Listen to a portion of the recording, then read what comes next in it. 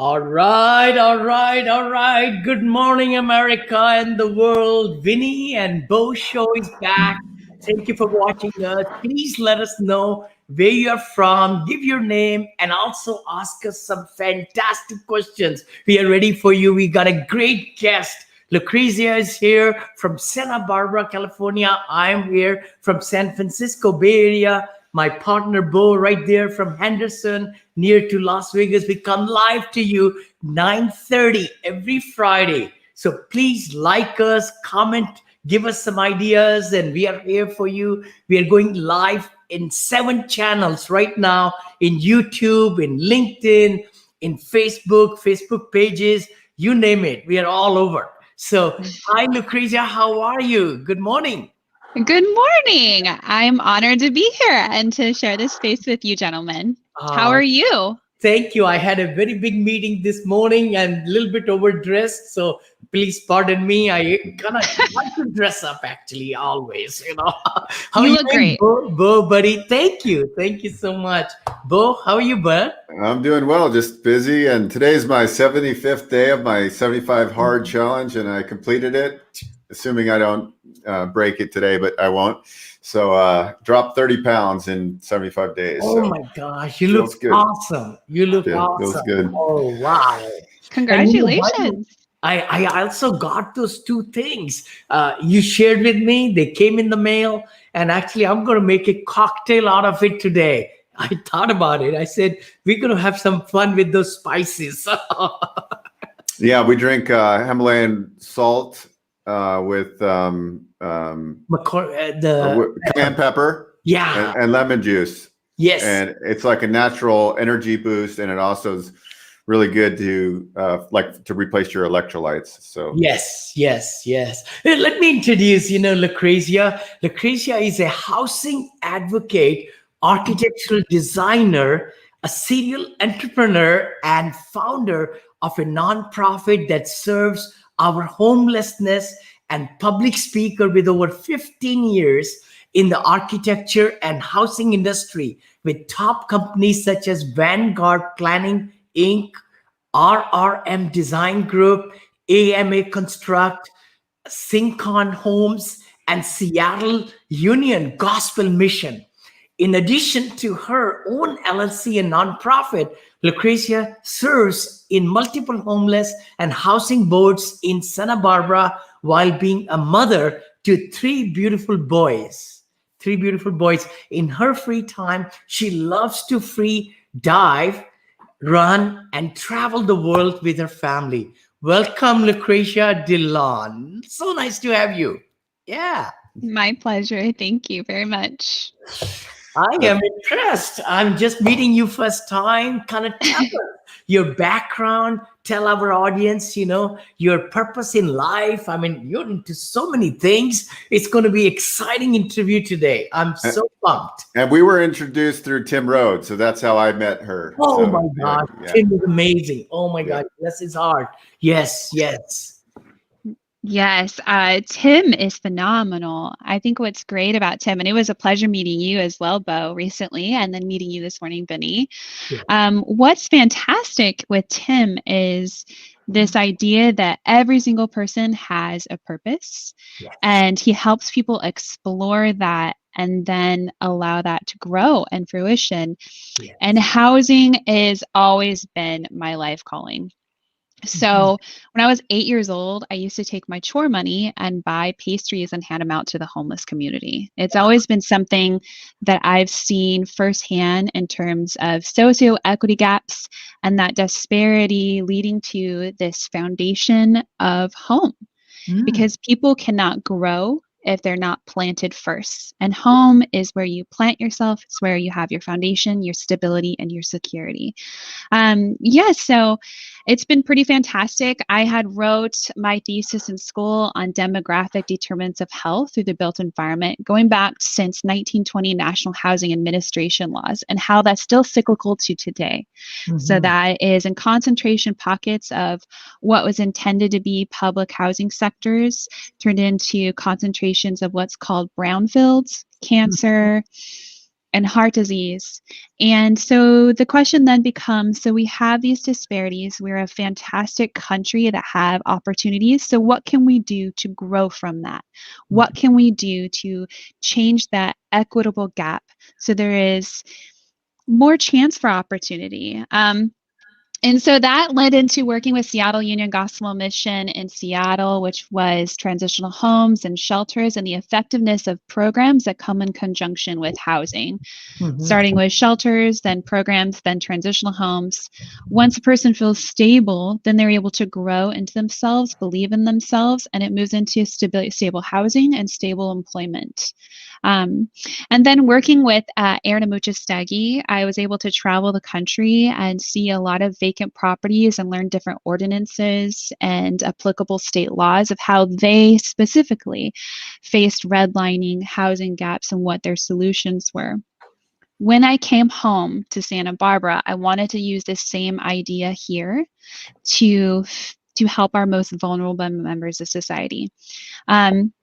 Now, just going back to homelessness and our housing needs, and who I am as a person, and the reason I am on so many housing discussion boards in conjunction with trying to launch the LLC in a bigger picture, help with a nonprofit. I'm also on SB Act here, which is a homeless board specifically using a combination of private and public funding to address it, is I believe that if you show up every day to be the best version of yourself and you give the best version of yourself, then it's a proliferation of good.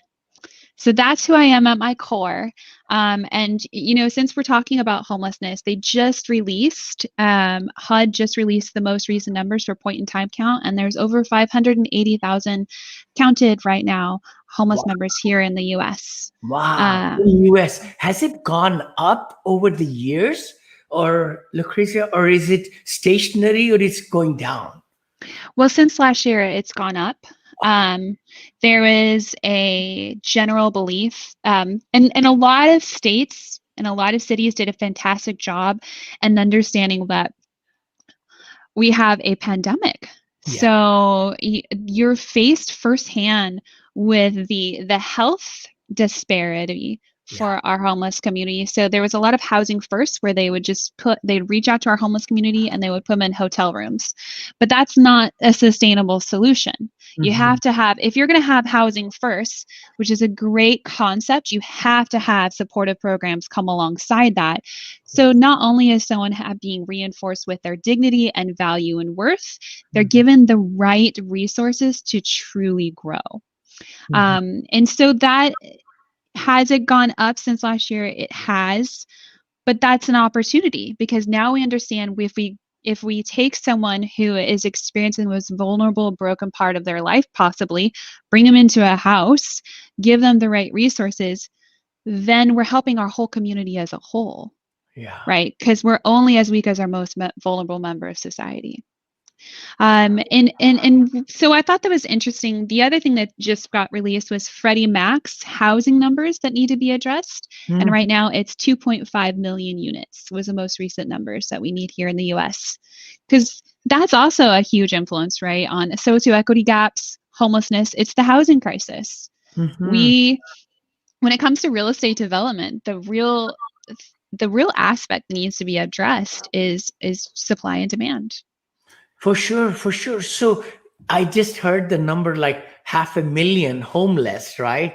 But the demand is 2.5 million housing. So how is that 5 times more? I'm trying to picture it. Well, people are living a lot more dense than they should be. And so there's that, and then also living way above their means. So you should be only spending 30% of your monthly income on your rent. However, people are spending on average closer to 70%, and then it's even more. Yeah, and it's even on a higher ratio for someone who, say, like in the city of Santa Barbara, where I am, if you make $102,000 annual, you're actually living below the poverty line. Yeah, and by the way. It's crazy. Oh my gosh. It's crazy. Yeah. Yeah, absolutely. And then, on the same level, you have people who are in workforce housing. I'm technically a millennial. Mhm. I think maybe my life goals are not always the same, I think, with most how people see millennials. But our average income as a millennial, or some people coin us as the missing middle, Yeah. the average is between 45,000 up to 80,000, depending on the local area median income. So Mhm. that's salary. Now imagine if we worked hourly, we would have to be working like 80 plus hours a week to be able to fit that 30% monthly income for our rent. Wow. It's not really set up for success. It's crazy. And I think, Vinny, honestly, we at some point we're going to start a affordable housing multifamily division underneath Monil Investments. I'll run the division. Yeah. We'll have a nonprofit component, and we'll help. We could Wow. probably help this in a big way, really. I would Right? love that. I would love that. Yeah. Yeah. Bo, that's a great idea. I know we are now into Monil Senior Living, which is a very big component of our business. But I think Monil, housing, Affordable housing. yeah, affordable housing will be Yep. amazing. We got it. We got an architect right here, and Yes. somebody that. Got you. I got you. Okay. But let's dive into Itzy's house. And Vinny, this is Yeah. amazing what she's working on here, because she saw a need for housing and also people that want to, that need to supplement their income. Yeah. She's created an amazing platform, which is going to be huge. I mean, it's just getting started right now. I mean, she's when we talked about it last week, I was like, okay, I was blown away because she's really got a skill set and she specializes in essentially converting garages into living spaces. And she has, and not only is it good to, to help the housing problem, but also for people that are having trouble, being able to afford their mortgage payment. Sure. And she knows all the laws, and she does all the designs. It's amazing. Why don't you kind of dive into this? Yeah. And give Vinny the high level. Well, thanks. Yeah. So I guess I should start with Is it okay if ADU. you could come closer to the camera? I apologize. How is this? Because we are like so overwhelming, because you are the most beautiful one here, but but you're so far away. I really appreciate that. I actually, I put on a blazer and dressed up just a little bit, so thank you. No. I was trying to keep up with you, Vinny. So I guess let's start with what an ADU is. Yes. An ADU, there are two terminologies or acronyms. There is a JADU and then there is an ADU. Okay. So ADU stands for accessory dwelling unit. And what this often gets confused with, because this is a relatively new terminology, is an accessory structure. And so basically a JADU is a junior accessory dwelling unit. And so a junior accessory dwelling unit is anything that's under 500 square feet, whereas an accessory dwelling unit is 500 square feet or more, or you could make it even, down to like 350, 250 square feet and call it an ADU, but there is some incentive to do a junior ADU if it's under 500 square feet. And I'm going to try to kind of break this down to a couple brackets here, so it's really digestible for everyone who's listening who does not know. Another thing that an ADU gets confused with is AUD, which stands for area unit density. So that was like the first step, I think, of, nationally, state, county, city, in terms of ordinances to make this a viable solution for housing crisis. So the first idea was, what if we change zoning and we make it applicable for developers to have more dense building in specific pockets of cities and counties. Well, so that's great in theory, right? So that's great in theory, but then response pushes back depending on multiple areas that you live in of NIMBY, which is not in my backyard. That's something a lot of people have. But then that's also, well, where are we supposed to build? Now, if we're also focusing on affordable housing, and we'll get to the affordable housing sector in a second, if you're saying, well, this particular area and this particular area is great for dense zoning, but not all of here, that creates pockets of inequity gaps. And that does not really help with your tax brackets, which helps your school, which helps your overall equity, because the idea is, right, you take your the children of a community and you lift them up so they don't repeat a cycle of poverty. So there's so many nexus that's with housing, right? So ADU is an answer to the housing crisis. Now you can do ground up accessory dwelling units. You can, and this last January of 2020, they updated the ordinance that it can go even if within like a 4-foot setback of a rear. So they make it to where it's, in one sense, it's more attractive. However, the majority of homeowners right now in the United States are struggling to pay their mortgage. Wow. So, and actually, Forbes magazine recently said that the majority of Americans can't even, if they had an unexpected expense over $500, they would not have a way to pay it. I thought it was 1,000. Now it's 500. It's 400 actually. Oh my God. Yeah. And so just wrap your head around that for a second. Now we also have this influx of unemployment still and COVID. And so what is this viable solution for someone that's trying to find a way to pay their mortgage? They're struggling with even like the bureaucracy, the literature, bureaucratic approach of like, I don't understand this language. And so therefore I do not understand how to even create an accessory dwelling unit. From here, I'll call it an ADU, ADU. Then, so that's one barrier, is the bureaucratic. And the second barrier is financing. So, right. So where do I find the financing? Do I try to see if I have equity in my home? What if my credit score is bad? What if I had already taken equity out of my home just to survive this last year of COVID and I don't have that as an option? And so those were the problems I was faced with. Now, originally, when I started flipping homes, the idea was to take that capital and then to build transitional homes and shelters for domestic violence victims. However, I would like to do that on a faster pace and just trying to wait, and then also competing with a new market where people are moving into Santa Barbara and paying $200,000 over asking price in cash. It's just, that wasn't a viable option. So then it came down to, okay, right now, Regional Housing Needs Act, there is a new cycle that was just released. I think it was a few days ago. And so it is, in the city of Santa Barbara alone, it's 8,000 units. We did talk about, on a national scale, it's 2.5 million. Yes. A lot of people have existing garages. And a 1-car garage can be turned into a studio. A 2-car garage can be converted into a 1-bedroom, a really nice size 1-bedroom.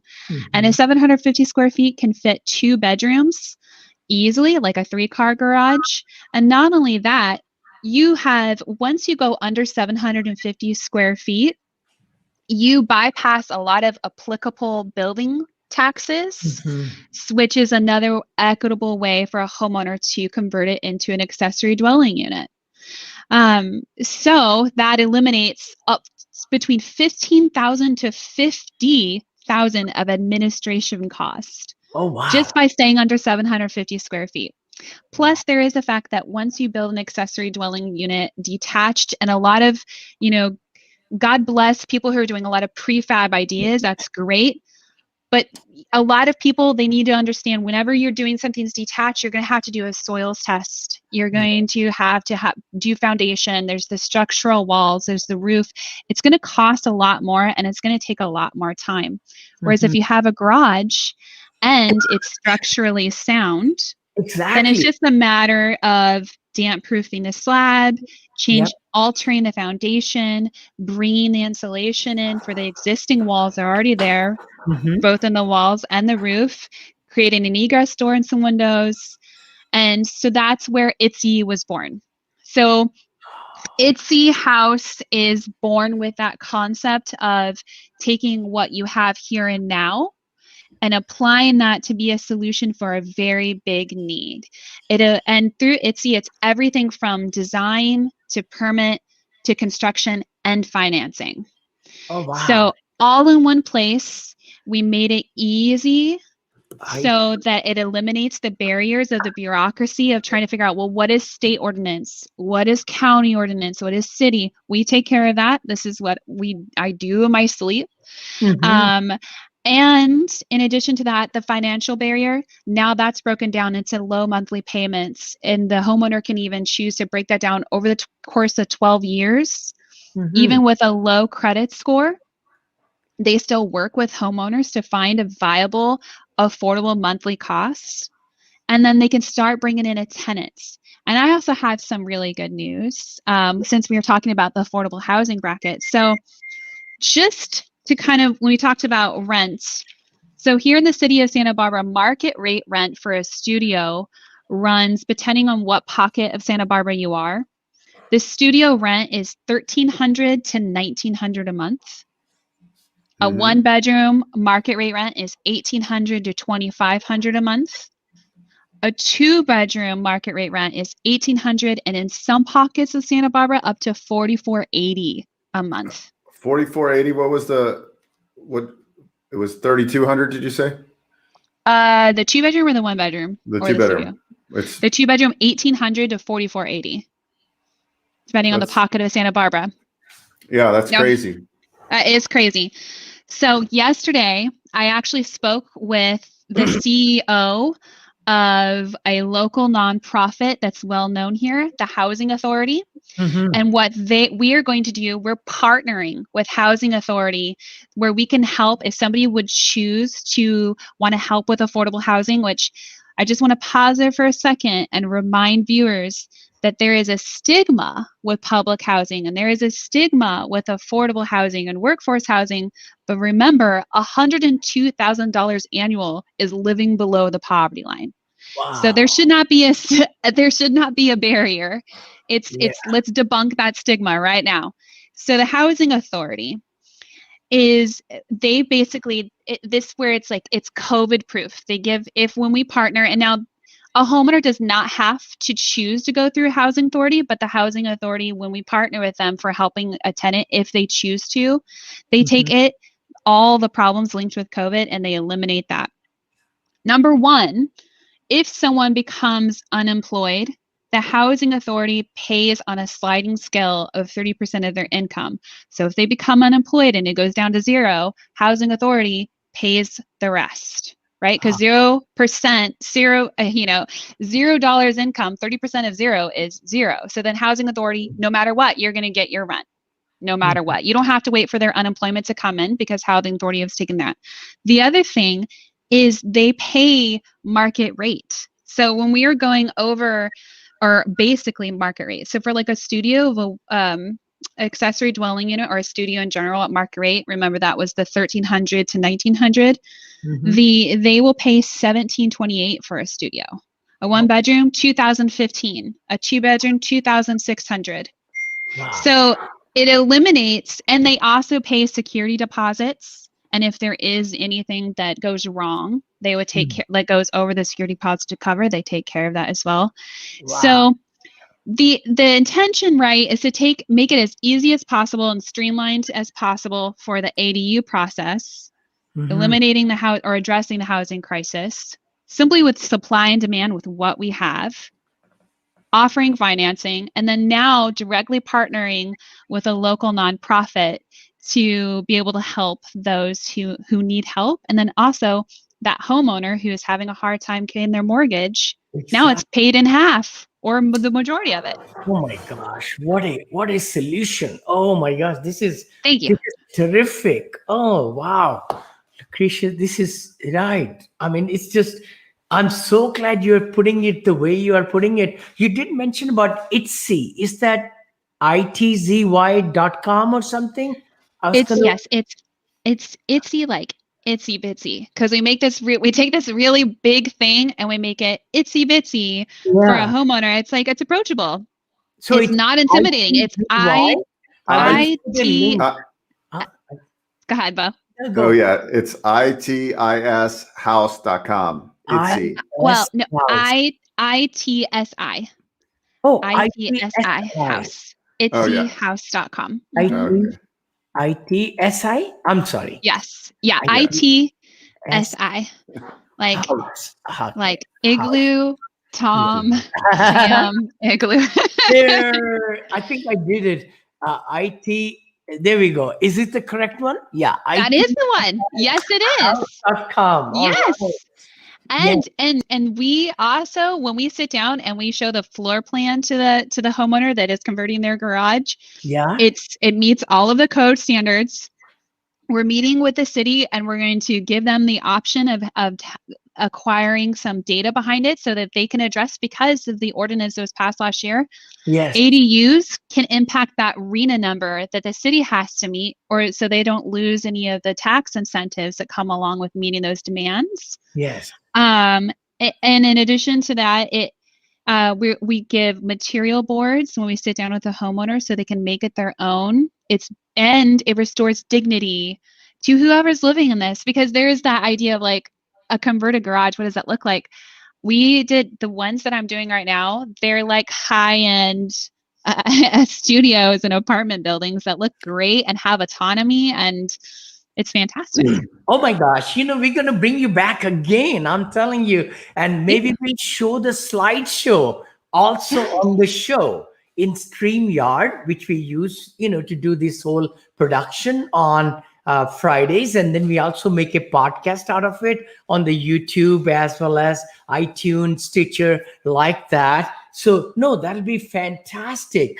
I think it'll be great, maybe in a couple of weeks or 3 weeks, we could do a follow-up and you could share some of the pictures. I really believe, I'm an engineer myself. It's really getting my mind going, and to be able to really help everybody. It's a win-win-win situation. Yeah. Exactly. And as an investor, we're always pushing rents and doing things, right? Because that's our business, right? Yeah. Yeah. But at the end of the day, I think there is some solutions on multifamilies to convert some of the existing garages to more housing, and being smart about it, and then partnering with a housing agency. So you're getting great rents and you're also doing good for society. Right. And I think there's ways to really implement strategies for developers like yourself, Vinney, right? Like that you can also have a component that's going to help a lot of people. So, and I think this is kind of the conversation we had today, that there are options, and maybe it's,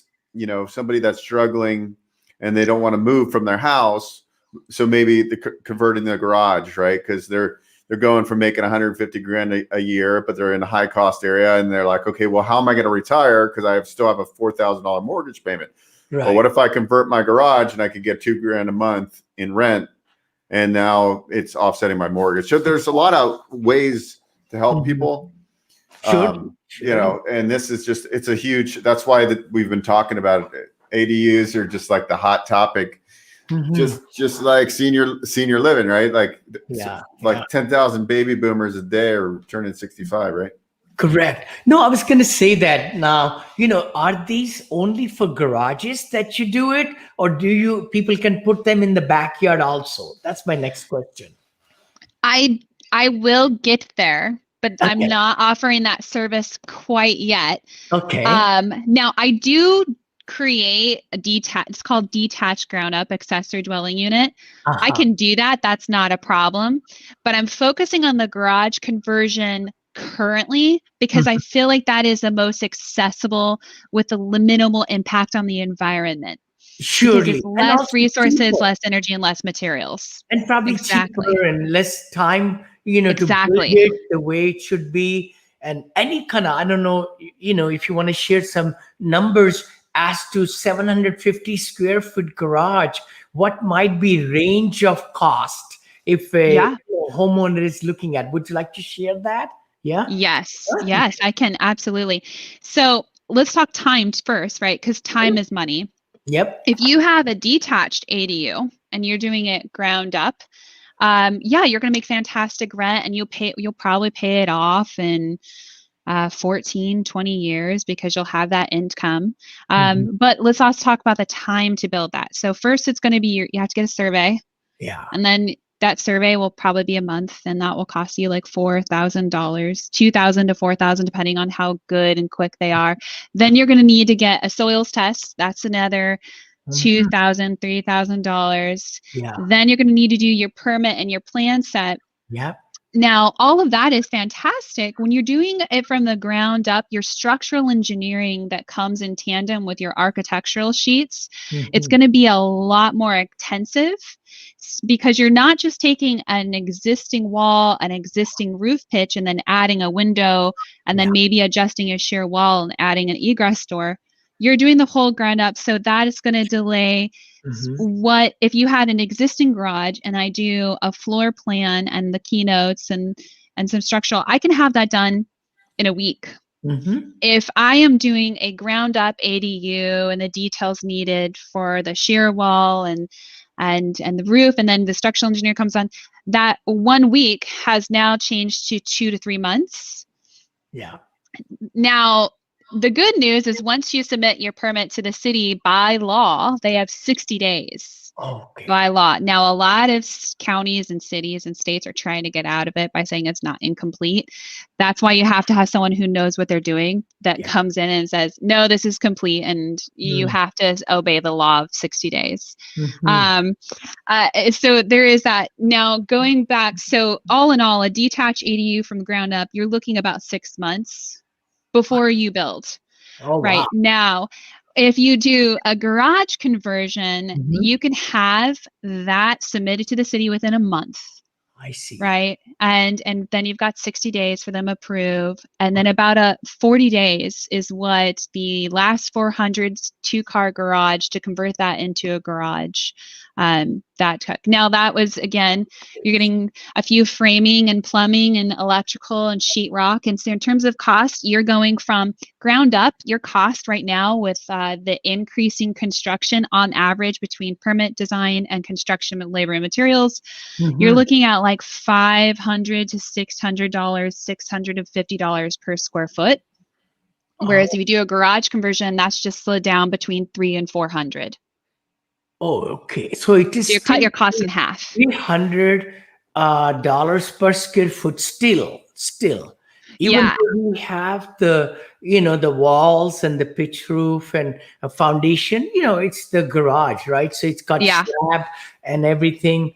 Yes. Still that much. I was saying, okay, that's where I may have some, because I'm building luxury senior living, just to let you know, luxury senior living ground up construction with $150 per square foot.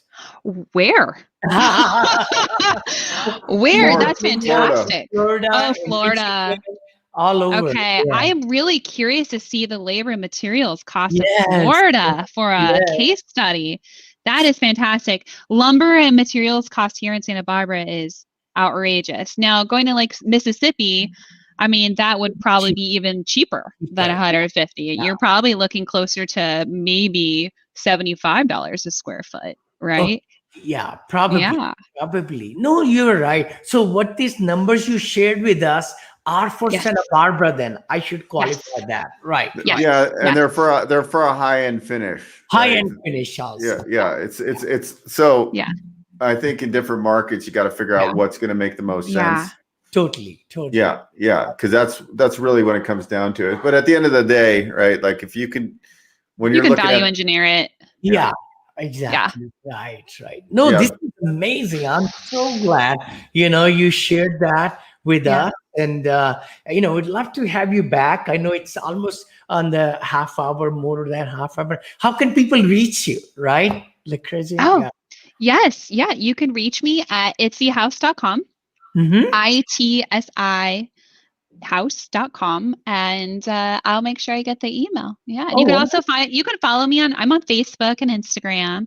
Just look Lucrezia De Leon and we'll connect. Because I feel that the best way for us to make good is by finding people where they are, work Yeah. together, and be a catalyst for change. And that just requires, like, the first step is just being courageous enough to go for it. So For sure. I'm honored.